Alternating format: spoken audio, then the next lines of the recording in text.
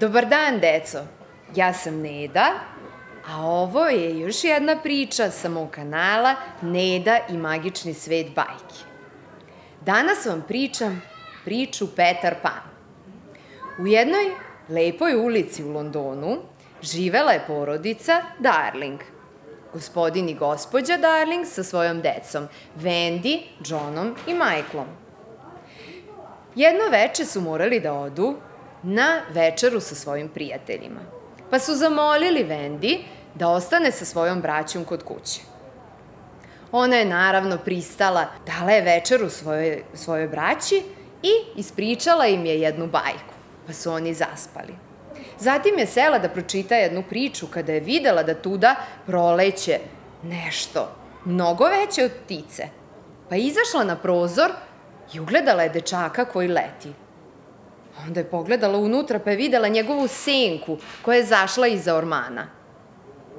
Pa je opet izašla na prozor i pogledala je u dečaka, pa kako to dečak pa leti? Je li to moguće? Pa on je rekao, da, jeste moguće, eto vidiš, ja letim. A ko si ti?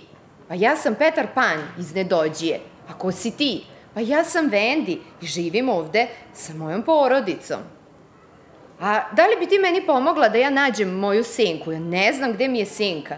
Pa ja sam je videla. Hajde, dođi, uđi u sobu, naći ćemo je.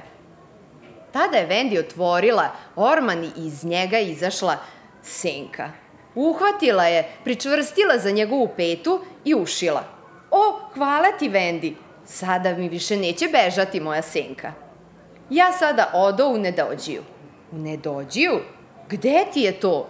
Pa vidiš, to je veoma daleko, a opet tako blizu. Ja samo pomislim na Nedođiju i odletim tamo. Ali, da li možemo da krenemo i moja braća i ja? Petar Pan je malo razmislio, pa je rekao, pa dobro, hajde, idete sa mnom. Wendy je probudila braću i onda je nastao problem. Kada je Petar poleteo, oni nisu mogli. Okrenuo se Petar prema njima, pa je shvatio, imamo problem. Hajde, probajte da zamislite jako da vi letite. Zamislite da vi to možete. Oni su zamislili i ništa. Pa hajde, zamislite još jednom, verujte u sebe da možete da letite. Opet su zamislili, verovali i ništa. A onda je Petar Pan došao sa malo vilinog praha i gle čuda, poleteli su. I tako su njih 4 leteli sve do Nedođije. Kada su stigli tamo, Petar ih je upoznao sa svom svojom družinom. Tu je bilo puno dece bez roditelja koji su živeli zajedno. Petar im je svako veče pričao bajke pred spavanje i oni su to jako voleli.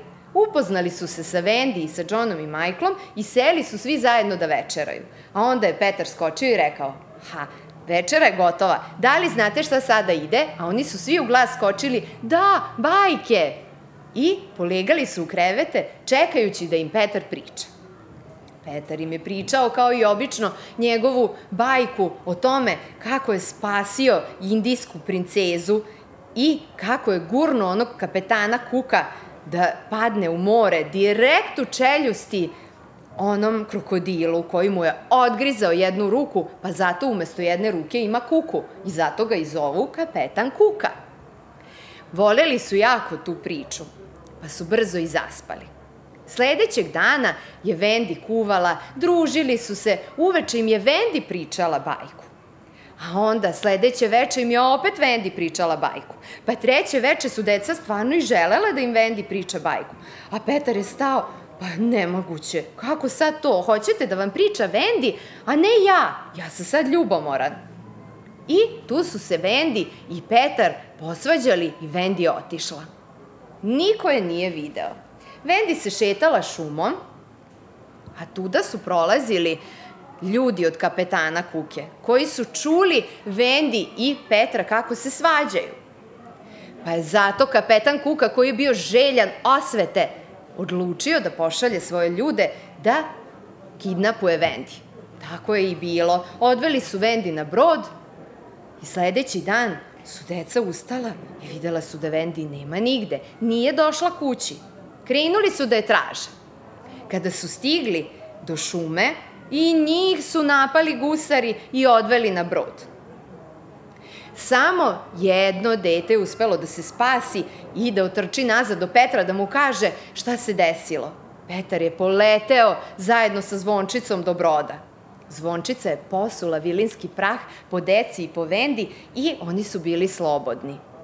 A onda je Petar skočio ispred kapetana Kuke, koji je toliko željan osvete krenuo prema Petru. Pa je Petar poleteo od vilinog praha i gurnuo ponovo kapetana Kuku preko broda. On je upao u čeljusti krokodila i ovog puta ga je krokodil smazao. Posle toga, kada god su ljudi videli krokodila, čuli su i da neki sat otkucava u njegovom stomaku. Tako su svi znali da se krokodil približava, pa su onda mogli na vreme da pobegnu. Oslobođena deca i Vendi su toliko bili srećni. Zahvaljivali su se Petru i Zvončici i Vendi je sela tužno, pa je rekla: meni nedostaju moji roditelji. Hajde da se vratimo kući, Johnny i Michael. Pa dobro, Petar je rekao: ja ću vas evo vratiti nazad. A Vendi mu je rekla: hajde idi sa nama, da ostaneš da živiš sa nama. A ne, hvala ti puno, ja bih ipak da ostanem u mojoj nedođiji. Otpratio ih je Petar, leteli su zajedno do njihovog stana, legli su da spavaju i obećao je Vendi i Johnu i Michaelu da će on da dolazi svako veče i da će da se druže. Tako je i bilo. Ostao je u nedođiji i ostao je prijatelj sa njima. Već dugo, dugo, dugo. Deco, ovo je priča o jednom dečaku koji nije želeo da odraste. On nas je naučio da kada nešto radimo, treba da verujemo u to, da imamo poverenja i samo malo vilinskog praha, da nam pomogne da ostvarimo svoj cilj. Šta nas je Petar Pan naučio? Da ne moramo da radimo ono što volimo, nego samo treba da probamo da volimo ono što radimo. I da u našem srcu stanuje sreća, samo treba da je oslobodimo i onda će naše srce krilima sreće odleteti u nedođiju. Tamo svako od nas može da stigne. To je bilo sve.